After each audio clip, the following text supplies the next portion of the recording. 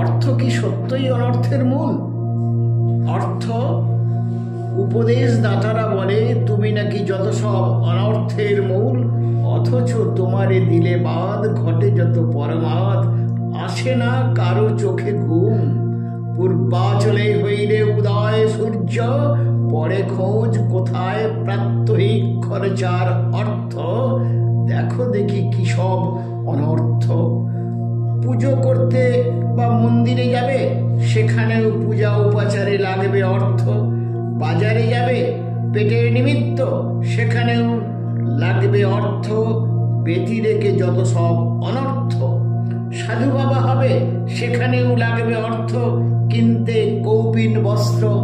ল্যাংটা বাবা হলে সে কথা অবশ্য আলাদা, যা ছিল তোমার আমার পূর্বপুরুষদের আদিমতম দৃশ্য।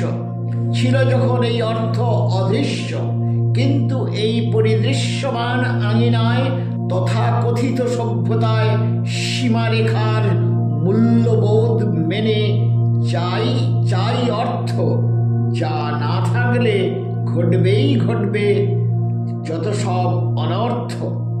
সংসার বৃক্ষ মূল্যহীন হয়ে যাবে, অথই জলে পতিত হয়ে হারিয়ে যাবে তার অস্তিত্ব।